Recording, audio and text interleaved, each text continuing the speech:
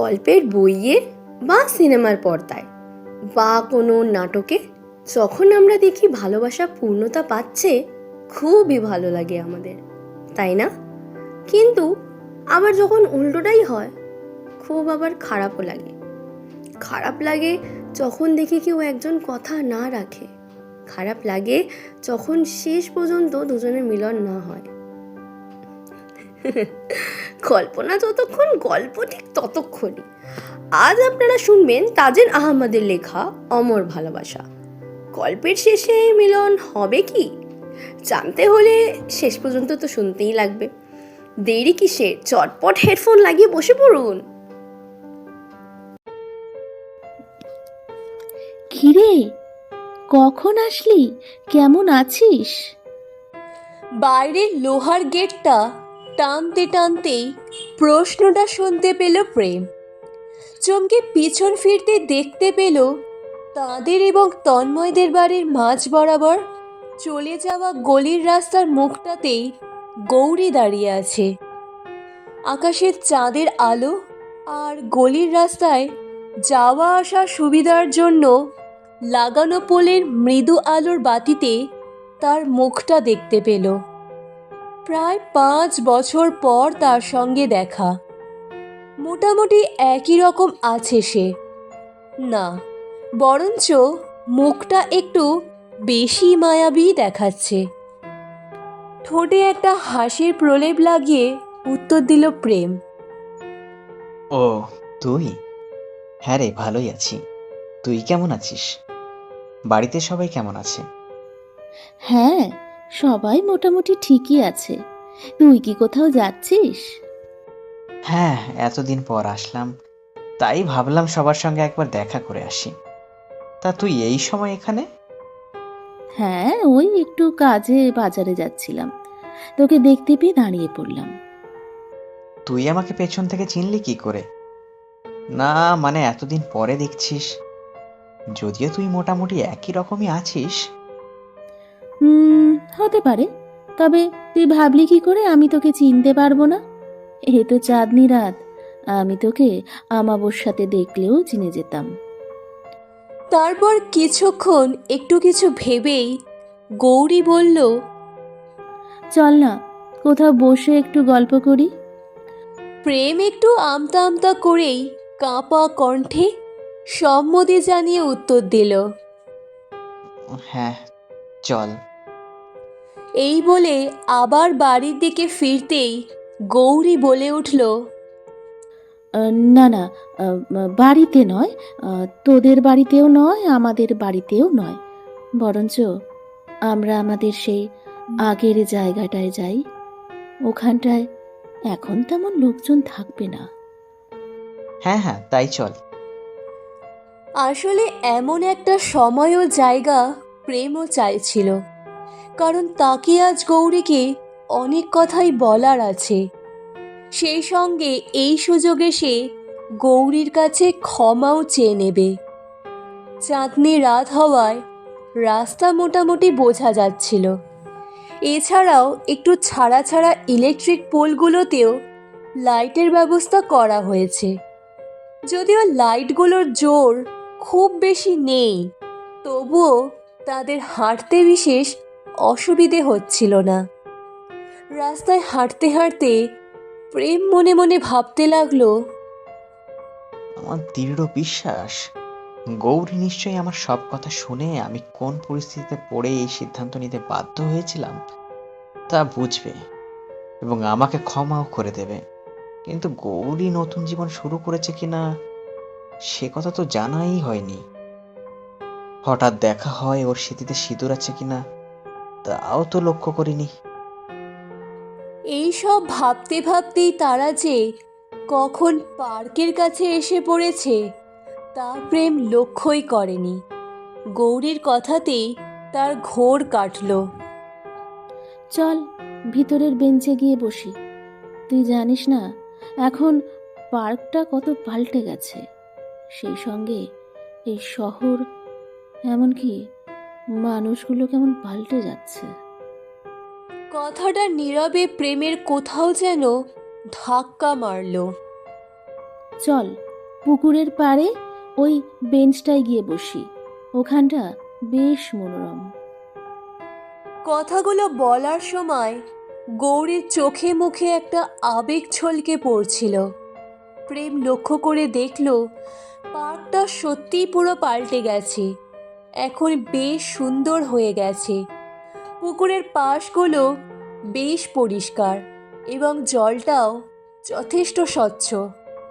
গৌরীর কথা মতো তার দেখানো বেঞ্চে গিয়ে তারা পাশাপাশি বসলো এবং বেশ কিছুক্ষণ চুপচাপ পুকুরের দিকে চেয়ে রইল। জলের মধ্যে চাঁদের প্রতিচ্ছবি জ্বলজ্বল করছিল। চাঁদের আলো এবং পুকুরের পাড়ে থাকা ঝোপঝোপ গাছগুলোতে নানান জানা অজানা পোকার গুঞ্জন, সমস্তটা মিলেই জায়গাটাকে কেমন যেন মায়ায় আবদ্ধ করে রেখেছিল। আর সেই মায়ায় আবদ্ধ হয়ে তারাও যেন কথা বলাই ভুলে গেছিল। এর মধ্যে কখনো কোনো এক অজানা কারণে জলটা ছলকে উঠল, আর তার সঙ্গে চাঁদের প্রতিবিম্বটাও জলের ওপর টলমল করে উঠল। আর তাতেই তারা সম্বিত ফিরে পেল।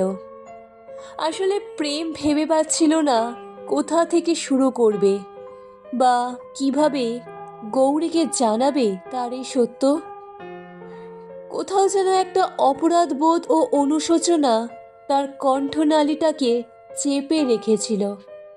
কিন্তু তার কিছু বলার আগেই গৌরী তাদের মৌনতা ভেঙে বলে উঠল, তারপর কেমন চলছে তোর কলকাতার জীবন, সেই সঙ্গে তোর বৈবাহিক জীবন? চমকে উঠল প্রেম এবং বিস্ময় মিশ্রিত কণ্ঠে একটু টেনেই প্রশ্ন করল, তুই জানিস আমার বিয়ের কথা? হ্যাঁ জানি তো, না জানার কি আছে, এখন পাড়ার মোটামুটি সবাই জানে। প্রেম বাকরুদ্ধ হয়েই বসে রইল। সে ভেবে পাচ্ছিল না কি উত্তর দেবে। সে মনে মনে ভাবতে লাগলো, গৌরী সব জানে, তবুও তার হাবে ভাবে কোথাও কোনো ক্ষোভ বা অভিমানের বিন্দু মাত্র প্রতিক্রিয়া নেই। তবে কি সেও নতুন জীবন শুরু করেছে? তা যদি করে থাকে তবে খুব ভালোই করেছে। কি রে, কি হলো তোর? সেই তখন থেকে লক্ষ্য করছি তুই এত কি ভাবছিস বলতো। প্রশ্নগুলো করেই উত্তরের অপেক্ষায় প্রেমের মুখের দিকে চেয়ে রইল গৌরী। হ্যাঁ, সত্যি ঠিকই ধরেছিস। আমি তখন থেকে ভেবে পাচ্ছি না তোর কাছে কিভাবে ক্ষমা চাইব। সংকোচের সঙ্গে গৌরীর দিকে না চেয়েই বরঞ্চ মাটির দিকে চেয়ে উত্তর দিল প্রেম, ধুর, পাগল হয়েছিস? আমি এখন ওসব বাঁধন থেকে মুক্ত হয়ে গেছি, তুইও ভুলে যা আর নতুন জীবন ভালোভাবে উদযাপন কর। সত্যি বলছিস? তোর আমার উপর রাগ অভিমান কিচ্ছু নেই? তুই সত্যি আমাকে ক্ষমা করে দিয়েছিস? প্রেমকে তার কথা শেষ করতে না দিয়েই তার কথার মাঝ থেকে কথা টেনে নিয়ে গৌরী একটু টেনেই বলে উঠল, হ্যাঁ, রাগ অভিমান সবই হয়েছিল যখন প্রথম খবরটা পাই। এছাড়াও বাড়ির মধ্যে যখন সবাই নানাভাবে তোর সম্বন্ধে নানান কটু কথা বলতে শুরু করলো এবং আমাকেও নতুন জীবন শুরু করার কথা, মানে বিয়ে করার কথা বলা শুরু করে দিল, তখন বিশ্বাস কর তোর উপর খুব অভিমান হয়েছিল। তখন ইচ্ছে হচ্ছিল তোর কাছে গিয়ে জিজ্ঞেস করি, তুই কেন এমনটা করলি? আমাকে দেওয়া প্রতিশ্রুতির কথা তোর একবারও মনে পড়েনি? তুই তো জানিস আমাদের সম্পর্কটা আমার বাড়ির কারোর কাছেই গ্রহণযোগ্য ছিল না। শুধু বাবা একটু সঙ্গ দিতেন, কিন্তু খবরটা তাকেও খুব কষ্ট দিয়েছিল, তাই তিনি একদম চুপ হয়ে গেছিলেন।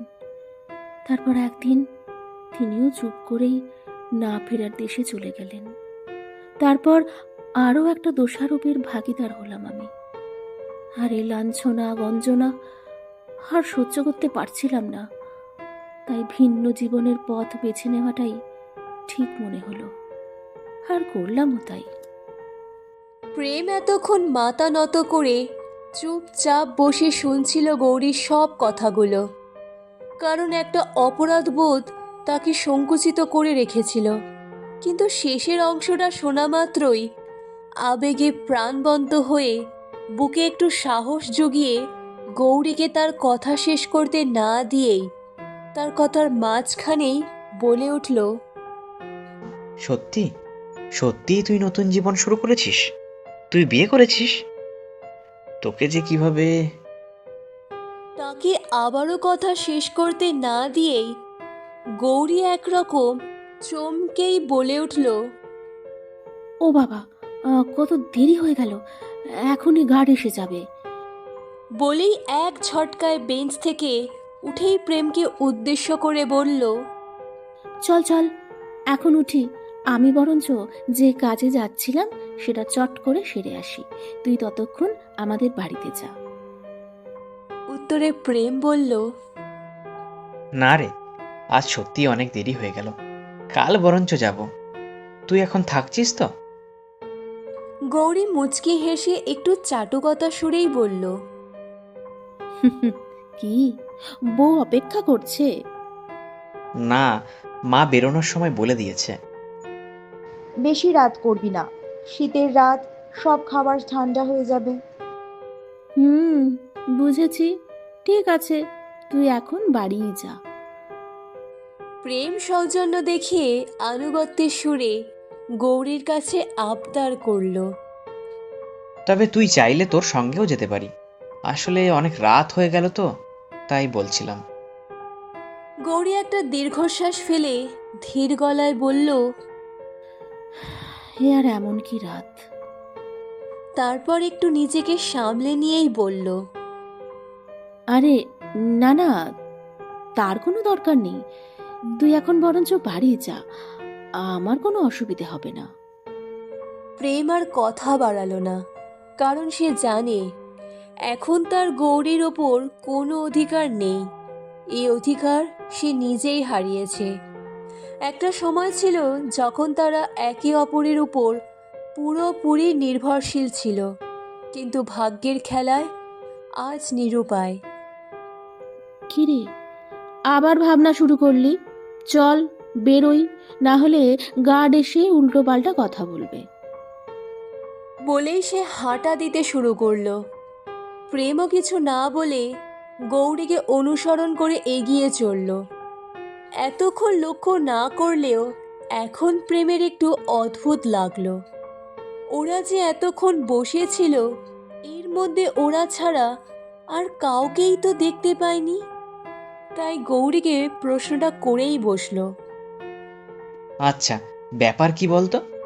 আমরা ছাড়া আর কেউই তো এখানে দেখলাম না। গৌরী মুচকি হেসে উত্তর দিল, এখন ডিসেম্বরের শীত। তারপর একটু চাটুকতা সুরেই আবারও বলল, তুই তো এখন বড় শহরের বাসিন্দা, তুই ভুলে গেছিস এই ছোট্ট শহরে এই শীত যথেষ্ট গুরুত্বপূর্ণ। কথাগুলো প্রেমকে আঘাত করলেও কথাগুলোর মধ্যে সত্যতা ছিল।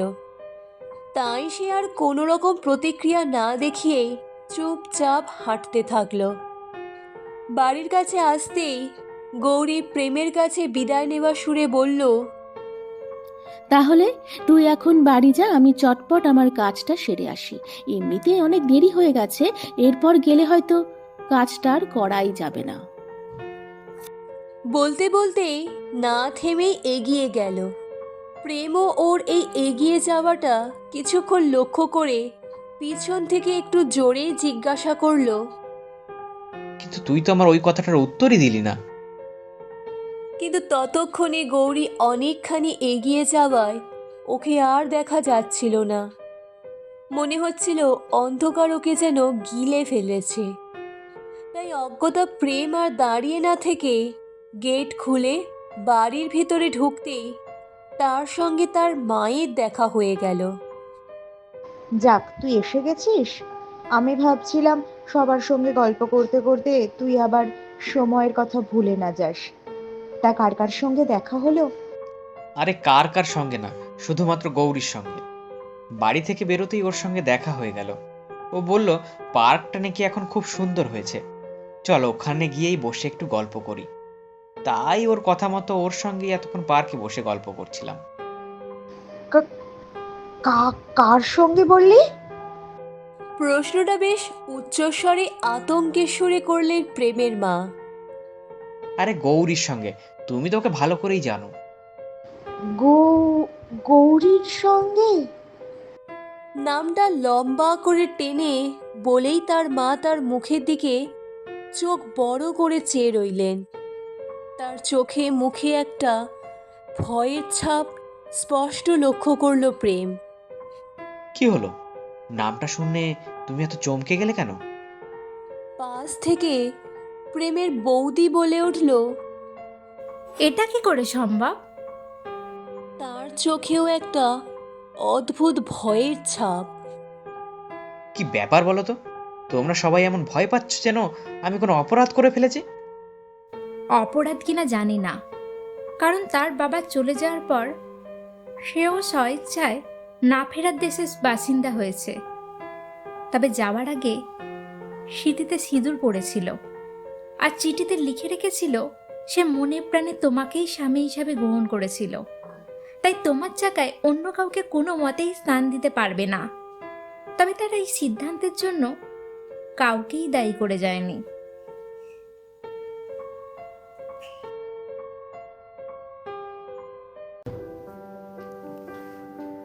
আজ আপনারা শুনলেন তাজিন আহমেদের লেখা অমর ভালোবাসা। আজকের গল্পের সূত্রধর উর্মিতা, মানে আমি। গল্প পাঠে এলিসা। অন্যান্য চরিত্রে Rudra, Moumita, Smaranika, Debika. Poster design Ranjan. Script, intro outro writer, editing ও সমগ্র পরিচালনায় রাই। কেমন ছিল আজকের এক্সপিরিয়েন্স জানাবেন কমেন্টে। বুধবারের আড্ডায় এরকমই আরও গল্প শুনতে অবশ্যই সাবস্ক্রাইব করুন ফলিং ইন ফ্রিকোয়েন্সিসকে। ভালো থাকবেন সকলে, আবার আড্ডা বসবে পরের বুধবার। শুভরাত্রি।